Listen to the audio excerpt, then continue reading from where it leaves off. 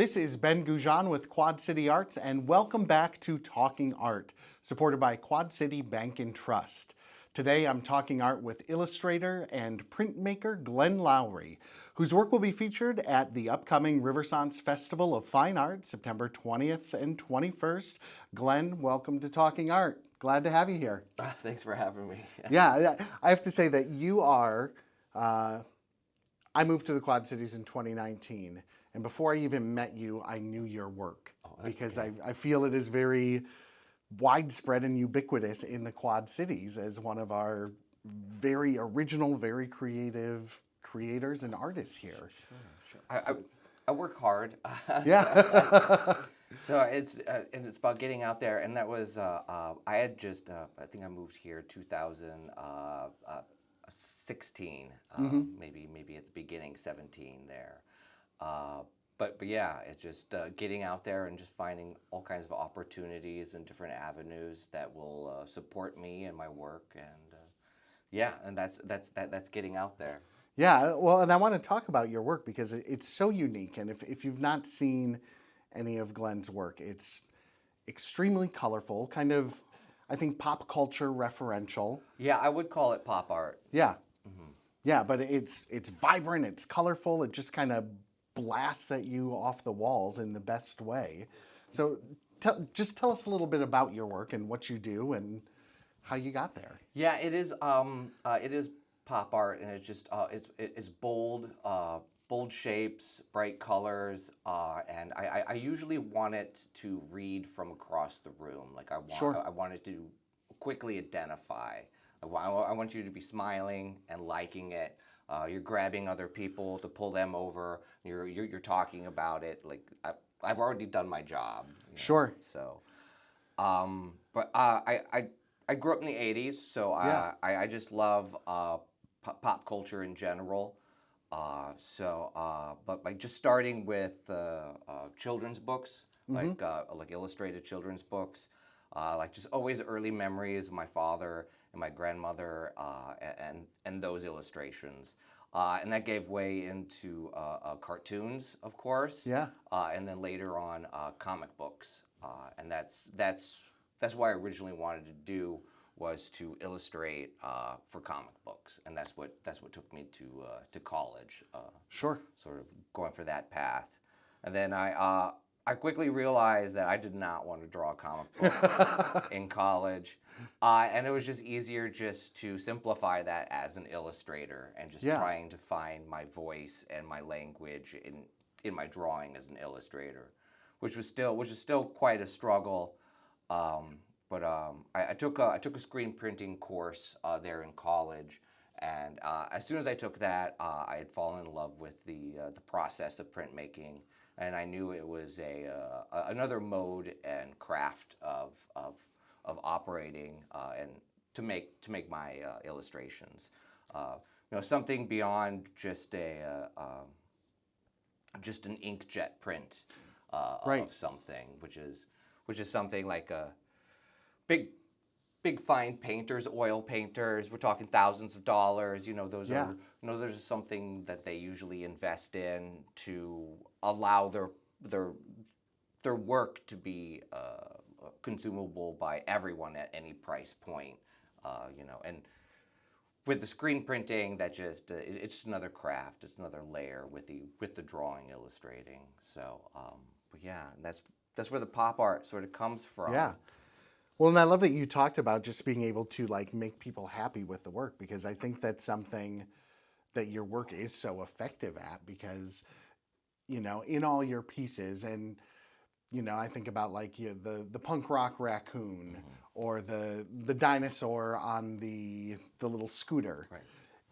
There's a playfulness and a funness about them that when you see them, you just smile and you say, oh, that's really fun. I love that. Right. It is about finding like something about the piece that has personality, that makes it whimsical. Yeah. And that character and personality in the piece is what allows people an entry point to it and find themselves in it, or find a friend that they know that they want to share it with, and that's the way it works. Yeah, I mean, we featured your, I think it was the T-Rex on Uh, the motorcycle, or it was the Velociraptor. Velociraptor. Yeah, the Velociraptor on the motorcycle as our Riversant shirt several years Yes. ago. And I mean, that thing went like hotcakes. Yeah. Like we had zero left. Usually we have a bunch of T-shirts left that Yeah. we give out, but like your work just speaks to people because of the funness and that whimsy that you talk about. Mhm. What what do you look for? What are you thinking of when you're putting the compositions together? Well, I always keep a notebook with me, so having tools and mechanisms in the practice to sort of capture ideas, because you never know when they're gonna stumble upon you. We just sort of pluck them out of the air when they happen, and it's just so always writing down things in notes. So when an idea is there, I can log it. But these days it's thumbnail sketches, Mm-hmm. sort of notes about shapes within the composition, and then usually a color palette, and sort of color proportions, and how I want to use those in the Yeah. shapes, and things like that. Maybe I tend to design in sets as Mm-hmm. well too. So notes about that and how they all sit together, or how they'll share things. Yeah. Well, I've seen like you have lots of kind of related series, of the different dinosaurs on different bikes or variations on like the punk rock raccoon. Right. And it's so fun. You've been at Riversons for several years now. Yeah, it's one of my oldest festivals that I've done, and it's because it's a local one, and getting started, Yeah. working a part-time job and hustling Mm-hmm. festivals and parking lots and cafes and stores like that. Yeah, it was one of the initial first ones I got started at with. So yeah, I would have to say at least six years now. Yeah, I mean, we love having you there. This year it's going to be September 20th and 21st. You'll be there. There's about, I think, 95 artists we've got this year, so it's going to be a great weekend. Hopefully, as always, the weather holds up for it because we've had some sketchy weather years in the past. You never know. But yeah, I'm so excited to see your work there, and it brings such a different feel to Riversons because Riversons is a fine art festival, and so you have lots of artists there who are doing fine art, more Sure. oil painting and watercolors or abstract sculpture, and your work just always pops out of that because of that whimsy and the playfulness you bring. Right. With a lot of the different shows you do, how do you notice that your work pops in that way? Sure. Well, it's about talking to the people and what they say upon entering the tent. Yeah, And the most common expletive I get is "this is fun." Like, and it's sure. pretty simple like that, or "this is unique." The kids like to say that this is a vibe. That's how they'll contextualize it in their language. Uh, but but yeah, it's talking to the people. I usually do better at shows that are young, that have a young makeup, or are have music, so there Mm-hmm. is a engaging environment and stuff like Sure. that. So yeah, a younger sort of fresher crowd, and stuff like that is what usually does it. Yeah, I But noticed you've been working with Kill Pop a lot, or showing at oh, their sure, markets. sure, yeah. There's a lot of different local people. Philip Force's Kill Pop. He does have a unique opportunity at the corner there in Davenport Yeah, to put together a market, and he doesn't charge a fee. It's just about having fun down there. But you got just a couple blocks away. You got the Eclectic Market with Suzanne as mm-hmm. well. But there's always been fun places like the Abernathys. They host and work with artists through there. I've had my work as well. We used to have crafted quad cities. There used to be all kinds of different art festivals in downtown. We have the indie market during alt currents now, but Right. we used to have like Becky Fest and Mm-hmm. some of these other ones. And so yeah, there's a lot of opportunities for someone who is starting off as an artist to sort of explore the field and find their people, find their market, and uh, what their image speaks to. Yeah. Yeah. Well, you said you came here in 2016. What brought you here? Oh, well, I was born and I grew up in Davenport, Okay. and then other places in the local area, and I moved away to Minneapolis for college, Mm-hmm. and then I stayed there for 17 years. Oh, awesome. So That's a great city. it is. It's very approachable. They have lots of great museums up there. Mm-hmm. The Walker, the traditional one. They have lots of great parks. They really care about making biking important on the street. So it just really. It was everything I needed, but Yeah. I had been there for a while, and my family was getting older, my parents, so I moved back home to be with my parents, and I'm super Sure. glad that I did, because I was still struggling in Minneapolis because Yeah. it's a big city, and going to a cafe and trying to get your art on the walls, the manager or the owner may not be as open or helpful with you as for getting the art on the walls or making sure that it's being promoted, or someone could take sales, like you're making sales, and they care about the artist and not just so much we just need something on the walls this Right. month. And so sort of working that and trying to find those spaces was a little more difficult in Minneapolis, Yeah. to where coming home is much more approachable and much more friendly. Say like working with Ben at Roz Talks, which is Yeah. an amazing space for supporting the arts as well. Uh, through through Midcoast when they were still operating here, for Bucktown downtown, and Yeah. getting into that artist market and meeting those people, to getting into the Artery in Rock Mm-hmm. Island, and meeting those people, and then just spreading out from there, as you meet people and you find other opportunities, and you grow within the market space. Yeah. It. Excuse me. Getting over a cold, but it's interesting that dichotomy between a big city and a smaller city. And I was a New Yorker for 11 years, and I went there as an actor, and it's like I'm gonna go and be famous, and someone's gonna see your work and say, "Come on up." And you get there and you realize, no, like there's actually a grind to achievement or to being recognized in a city like that. Where it's definitely in a town of this size much easier to just have those conversations with people.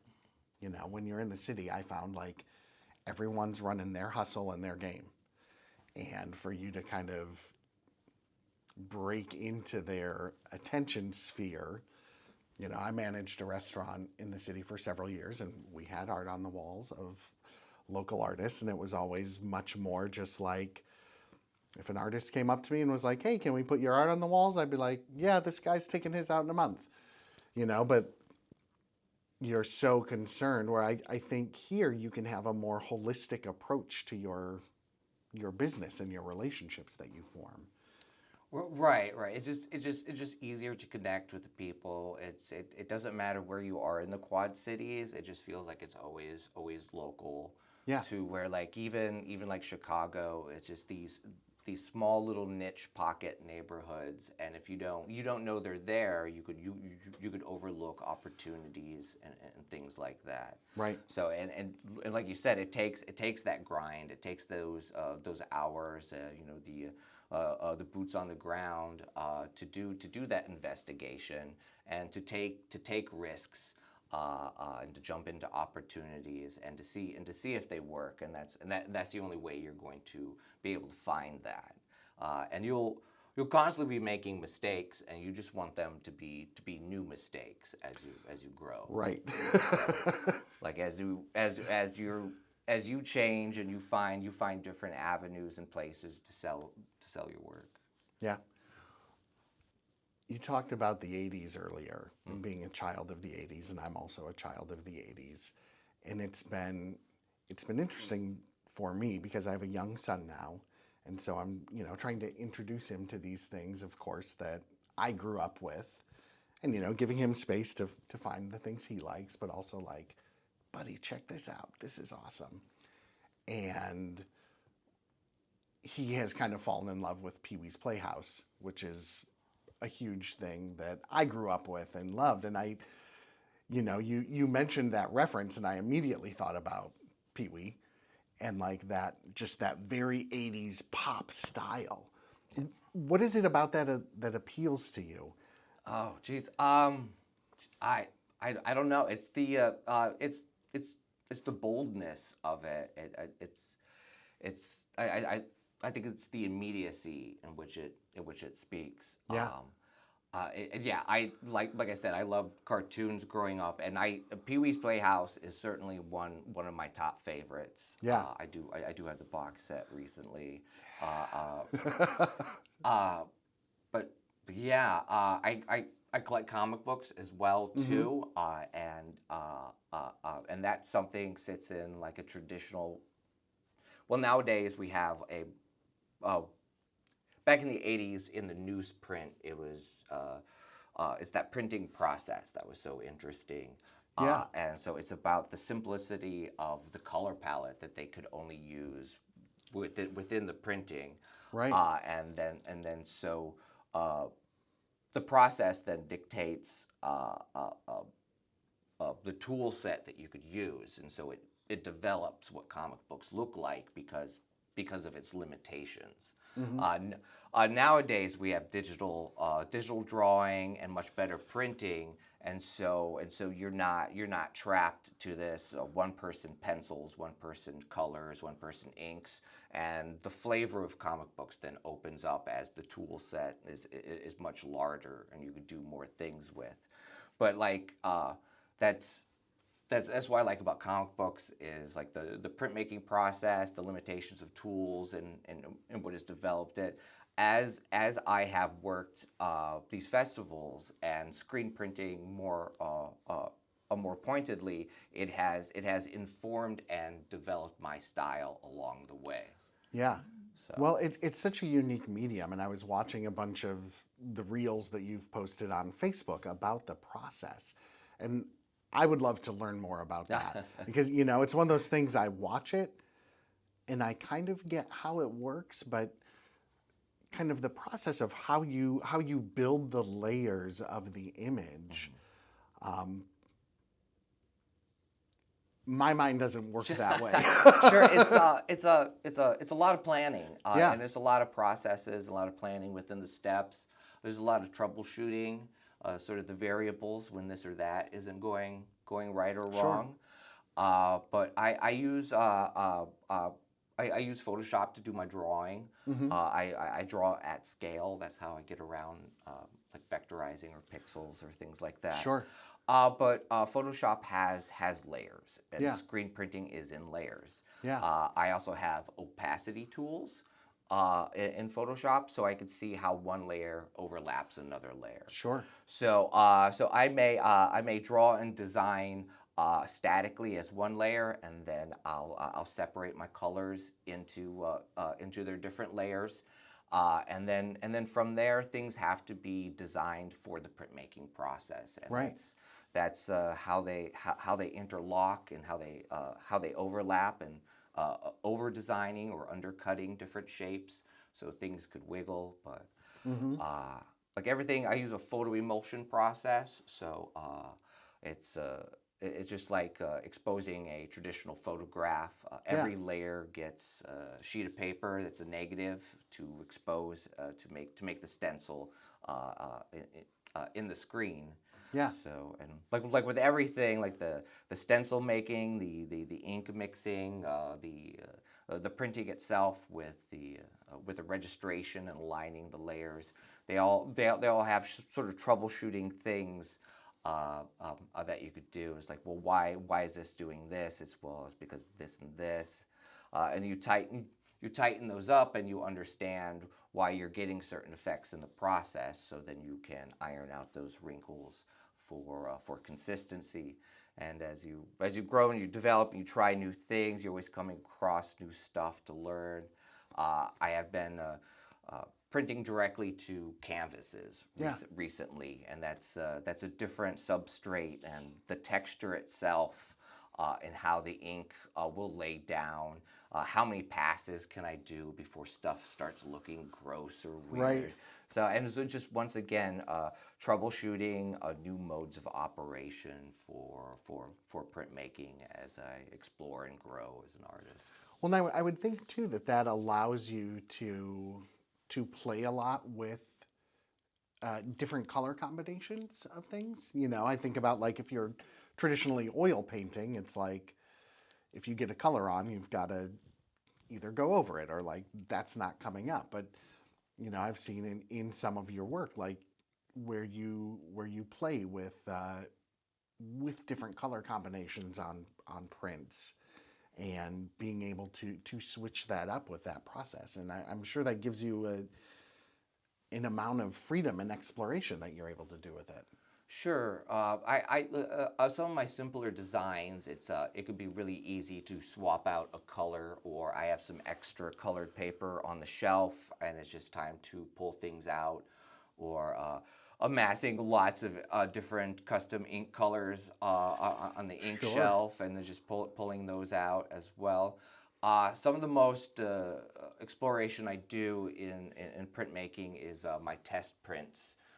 And that's something that's standard in the print world as well too, and that's when there's a misprint or a mishap in the edition, Sure. and it doesn't go all the way to the end of the process. It gets pulled out, it gets put into a scrap pile, and then these become things to use for like clearing a screen or checking ink, and you just sort of tossing images on there while you're just in the mode of production.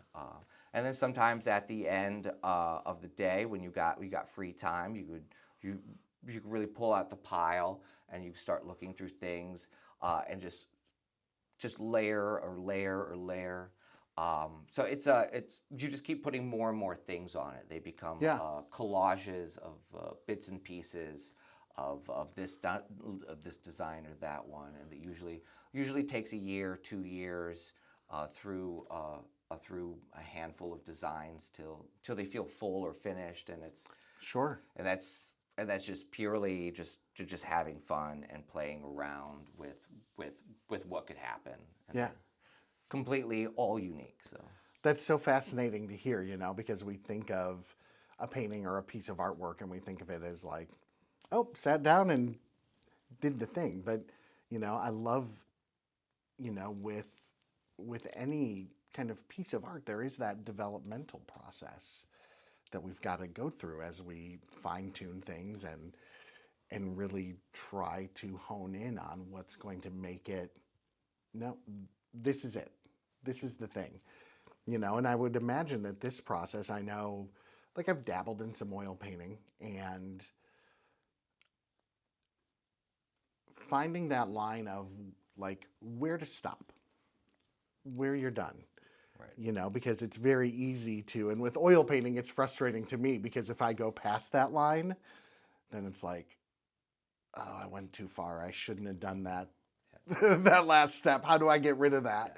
A big role as an artist is having that editing process, and Mhm. it is having that eye for what your style is or what your language is.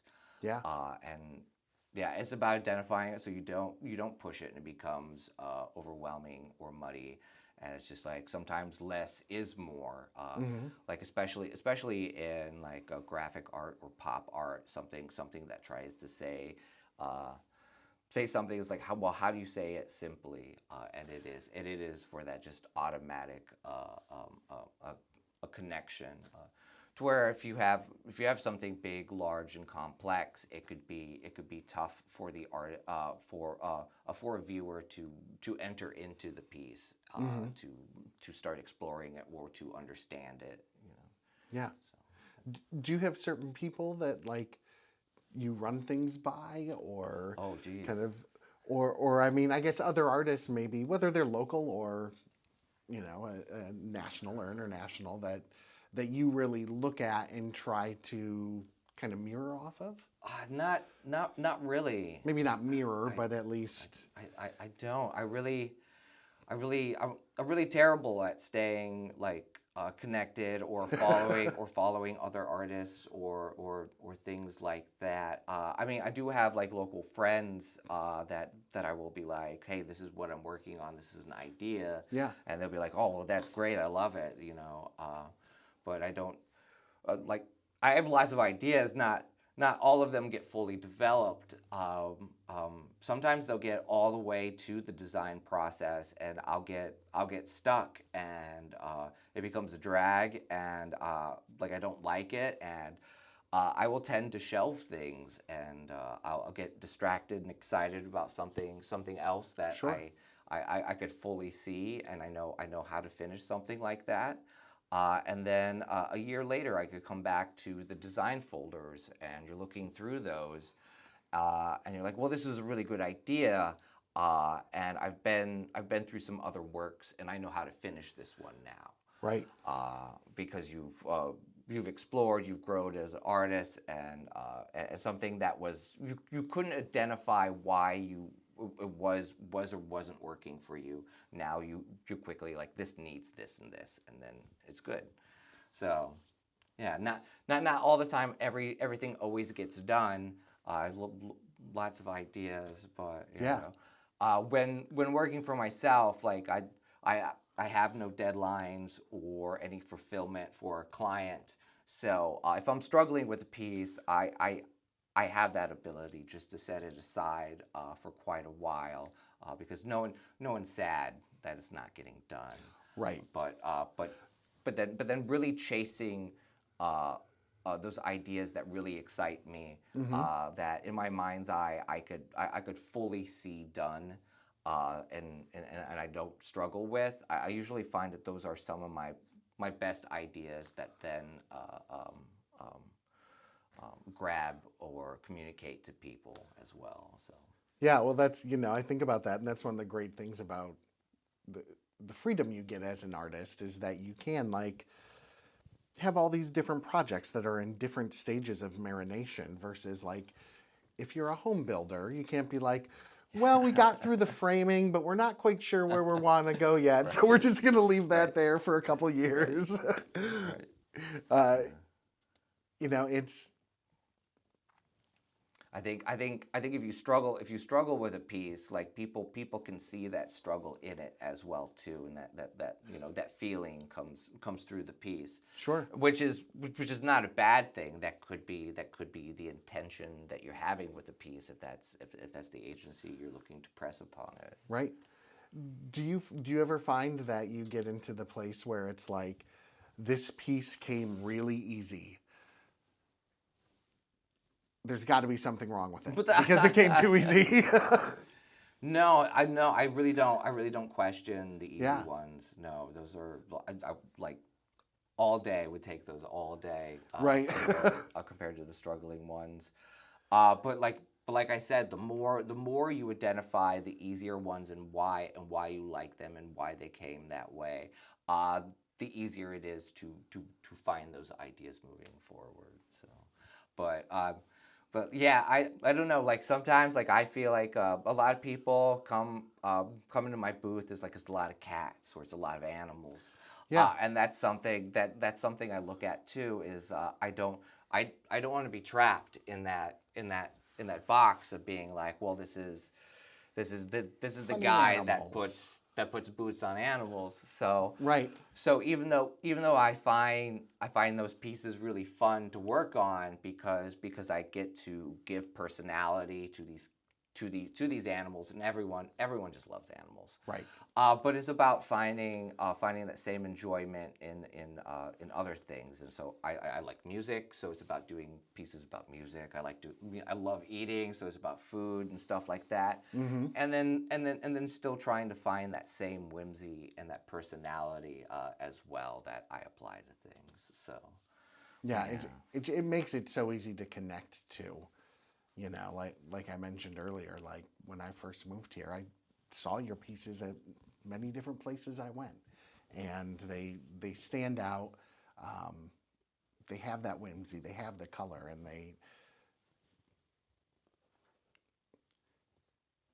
people with work that may be more abstract or more fine art. I think it's more challenging for people to connect with them, and that's not a knock on them, but like you've kind of got to do the work.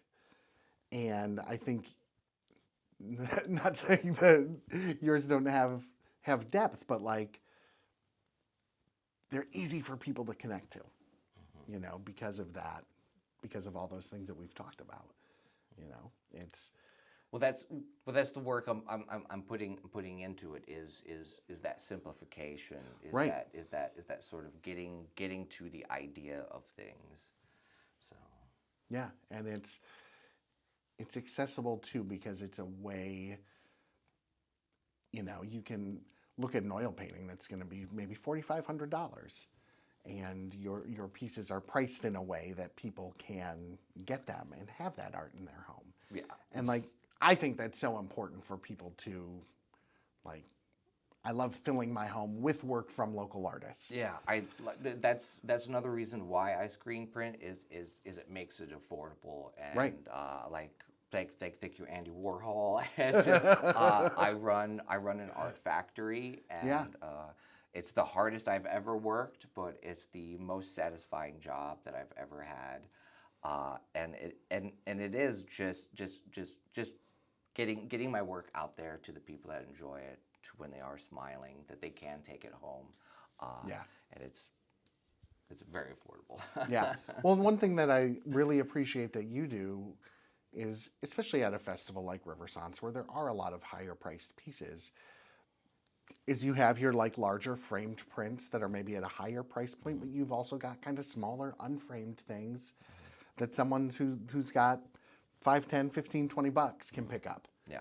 You know. Yeah, a lot of people that buy from me are like kids in college as well too. Sure. And that is that affordability of that loose print. Like Yeah. like I do really well in like Iowa City or Madison, like these college towns. Mm-hmm. But it is these kids at that loose print, leaving, and that's great because they're just moving out of the house. They're really uncertain about where they're going. Right. So yeah, like a big, large, expensive piece of art is certainly not in their current place. Right. Did you ever, and I don't know if this died away or not, but I think it kind of came out of the pandemic. I think it was called Masterworks, where you could like invest in art and they'd offer like shares of, the $6 million Basquiat, and you could buy like 10 shares in it for $50 a share or interesting. something. That's crazy. And there was a similar app that came out with sports collectibles. Oh, okay. Where it's like, oh, I have 10 shares of Muhammad Ali's championship belt from his fight with George Foreman. And then they'd like take them to auction and you'd either make money or lose money on it. Sure. But they did that same thing. They tried that same model with art, where you could buy shares in these pieces, and then when they went to auction, and it was one of those things that was like kind of cool, because you're like, hey, I own a little bit of this, Right. but you don't get to see it in your house, Right. Jeez, like well, right. It just just opens things up to speculative, Yeah. speculative things. People that don't necessarily enjoy or appreciate it more for just a money grab and a Right. turnaround thing, and so it just definitely changes the market of what it is. But I mean, the art market at that level already is sort of unattainable and unapproachable to, like, unless you're Yeah. some sort of big endowed sort of museum with backing. It Right. just, Or so it just becomes like a tool for a museum to engage with public and sort of spread awareness, and maybe diversify some sort of revenue stream for them Yeah. as well. well, and so much of that, I feel like you're buying publicity for yourself. Sure. You know, like the banana tape to the wall. Ah. You know, like I'm buying this banana tape to the wall for $85,000. Really? I think it's And you're buying a chance to be a part of that story of Sure. the piece. Sure, the phenomenon that is, and Right. everything and why it became such a thing. Yeah. Yeah. So, well, I am so excited to have you at Riversance again this year, Glenn. Right. It's a really great weekend. If you've not ever gone to Riversance, you should come on out September 20th and 21st. Glenn will be there with all his incredible prints. And thanks so much for chatting. It was great learning more about you and your process, and we'll see you at the festival. Yeah, it was fun. Thanks for having me. Riversance is great. Yeah. You can find out more about Glenn at his Facebook page, Glen Arthur Murray or Lowry Yep. on Facebook. And you can find out more about Riversance at quadcityarts.com. I'm Ben Gougeon, and this was Talking Art.